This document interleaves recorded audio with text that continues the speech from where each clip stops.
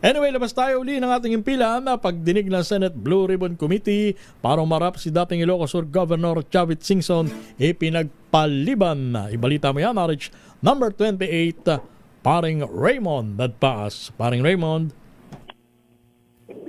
Paring Romel, Jackie, naon siya rin ang sana ay pagharap ni dating Ilocos Sur Governor Luis Chavit Singson sa Senate Blue Ribbon Committee hinggil sa kontrobersyal na flood control projects.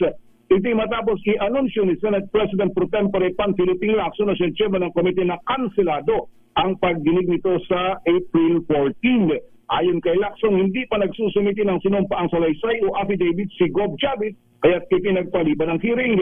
Maliban pa sa kawalan pa rin ng sapat na bilang ng pirma sa kanyang inilabas na Senate Blue Ribbon Committee Partial Report hinggil sa mga manumalyang flood control project.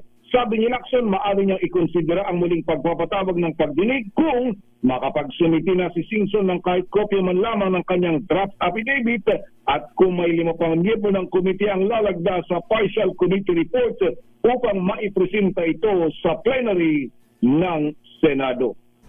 Ito si RH 28, Raymond Dadpaas para sa DCRH, una sa Pilipinas, una sa Pilipinas. Paring Raymond. Oh, no. Yes, paring Raymond. Initially ba, paring Raymond, ano ang gustong sabihin ni dating Governor Chavit Singson sa Blue Ribbon Committee? Ang nakuha nating impormasyon, paring Romel, ay tungkol sa mga flood control projects sa Ilocos Region. Yun lang. At yun lang ang pagkakabanggit sa atin dati. Kaya nga pati tayo ay naghihintay din na kung sakasakali mag-submit ito ng kanyang affidavit. Okay. Pero sabi nga ni Senator Ping Lacson, dahil walang affidavit na isinusumiti, ay wala mo ng hearing. Okay. Pero wala pa siyang dating Governor Chavit, wala naman siyang binabanggit pa so far na mga pangalan na sinasabing sangkot sa flood control scandal dyan sa kanilang riyon sa Ilocos. Paring Raymond.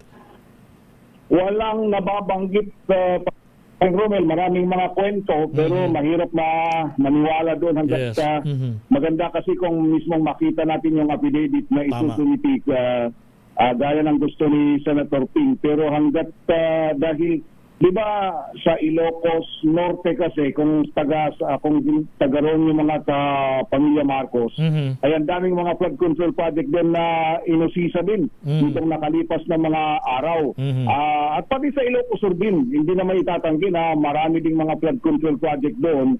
At pero yun nga, hindi klaro pa o kahit na mga binabanggit na mga pangalan, pero yung affidavit mahalaga kahit sabi nga ni Senator Ping, 8 man lang daw draft affidavit para meron silang idea kung ano ba talaga at kumbaga lalo na kung yung affidavit na isusumiti ay meron ng mga kaakibat na ebidensya, lalo na yung mga dokumento o documented evidence na isusumiti ng kung sino man yung gusto mag-testify for that purpose ay si dating Governor Luis Chavit Singson ng Ilocos Sur. Okay. Maraming salamat, Paring Raymond Dadpaas.